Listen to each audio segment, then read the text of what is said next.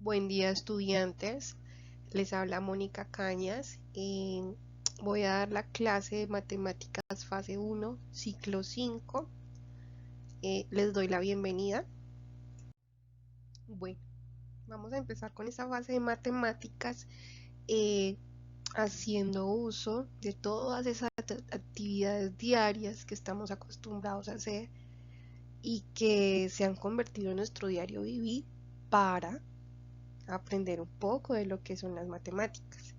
Entonces, Sembrando Saberes hace parte de este proceso en el sentido de que las docentes de las comunidades intentan relacionar el concepto de medida con algunas prácticas propias de la cultura. Se observa en gran parte por parte de los docentes una preocupación porque sus estudiantes aprenden a utilizar los instrumentos de medición que se usan en la ciudad y tal vez sin pensar dejan de lado las prácticas de medición propias de su cultura. Entonces, en esta imagen podemos ver la profundidad a la que se siembra una semilla de maíz y la distancia de los surcos. Ustedes ven ahí la imagen y también es posible seguir haciendo comparaciones con las cosas que estamos haciendo a nuestro alrededor. Entonces, ¿qué significa medir? Medir es comparar una cosa con otra. En el caso de las matemáticas y ciencias exactas, es comparar un patrón. Es decir, como cuando tomas un pocillo y lo llenas de arroz y dices que con 2 pocillos tengo 1 libra. Tu pocillo es el patrón o la referencia de tu medida. Entonces, ¿por qué es importante? ¿Te imaginas no saber qué talla de ropa eres? No saber cuánta comida necesitas para tus animales, cuántas semillas meter en un surco.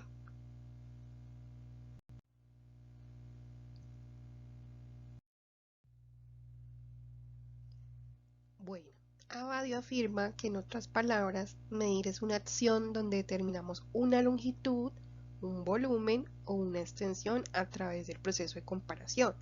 Es decir, que para medir cualquier objeto se compara este mismo con un patrón o unidad de medida, estableciendo la cantidad de veces que dicha unidad ocupa un lugar con lo que se mide. Abadio, por su experiencia en sus estudios, conoce que existen 2 tipos de medición, una denominada medición directa y otra medición llamada indirecta. Bueno, la medición directa son aquellas que podemos realizar de forma natural o por medio de un instrumento como patrón de medida o herramienta, tal como el metro, la vara, una cuerda o incluso una parte de tu cuerpo. La medición indirecta es una medida derivada de datos y cálculos matemáticos en las que se aplican propiedades y teoremas que permiten deducir de forma de procedimiento qué es una medida. ¿Listo? Bueno, ustedes ven aquí un letrerito. Ese letrerito ustedes lo asocian con qué, ¿sí? Con una ferretería.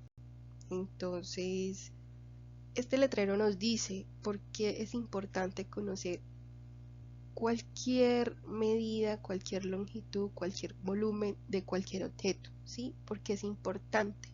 Porque uno va a un lugar, por ejemplo, una ferretería, y va a comprar un tornillo y lleva un tornillo y entonces llegas a la ferretería, pides el tornillo, no llevas la medida del tornillo, compras otro tornillo y cuando llegas a tu casa el tornillo no sirve.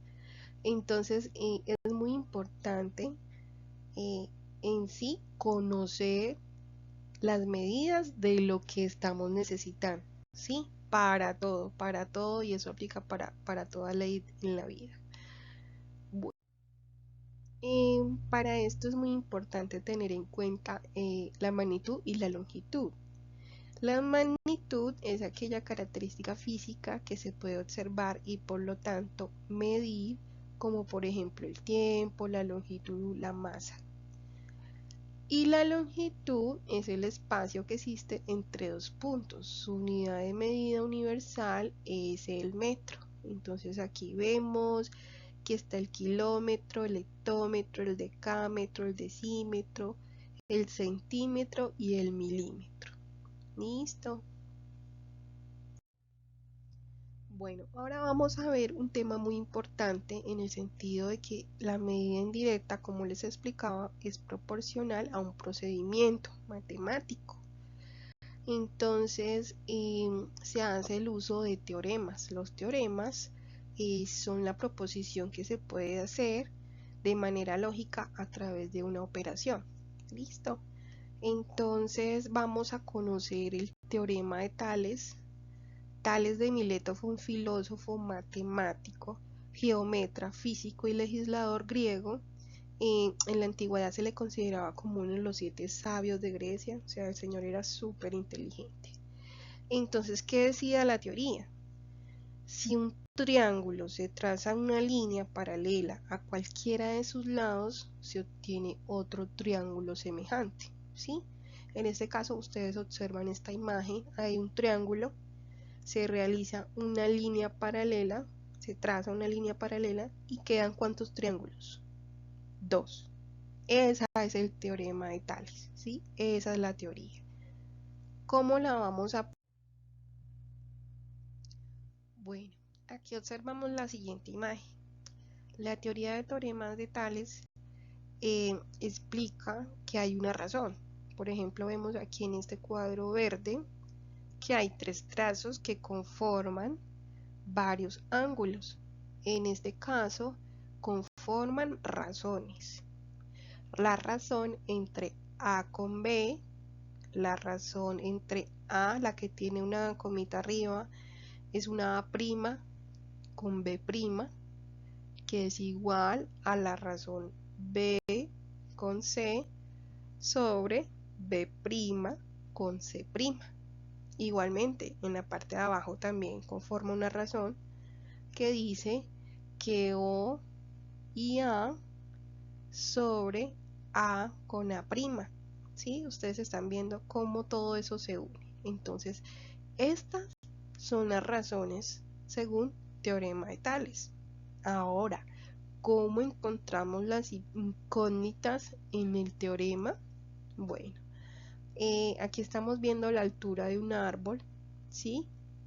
Un triángulo que indica la sombra del árbol, mide 18 metros. Estamos viendo 1 metro de altura de la vara y 2, que es el valor correspondiente a la longitud de la línea roja. Entonces, el árbol es la incógnita. Entonces, ¿cuánto mide el árbol? Entonces, ¿cómo lo resolvemos? Principalmente nos planteamos las razones. Entonces, x es a 1, listo, igual 18 es a 2. Eso son divisiones. Entonces, plantear las razones es plantear la división. Entonces, la división es x sobre 1 igual 18 sobre 2. Entonces, realizamos la división de los números. En este caso, los números son 18 sobre 2. Entonces, ¿cuánto es 18 sobre 2? 9. Muy bien. Entonces, x sobre 1 es igual a 9.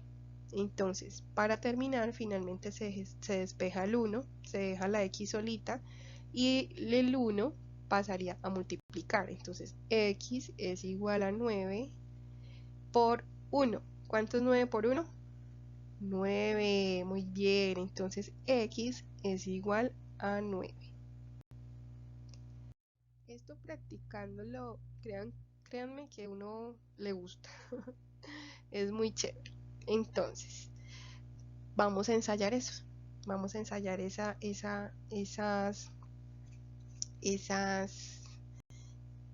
operaciones. Entonces, en las operaciones, ese slash acostado significa dividir, ¿sí?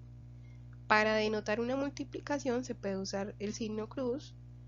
Sin embargo, también se puede usar en este caso el punto medio, o sea, un puntico medio y el paréntesis. ¿Listo? Entonces el punto y el paréntesis significa multiplicación.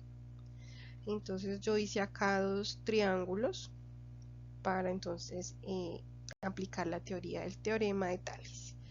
Entonces lo primero que vamos a hacer, ustedes ven el primer triángulo, la X está hacia la izquierda, hay 3 valores, entonces vamos a encontrar la razón. Entonces planteamos las razones.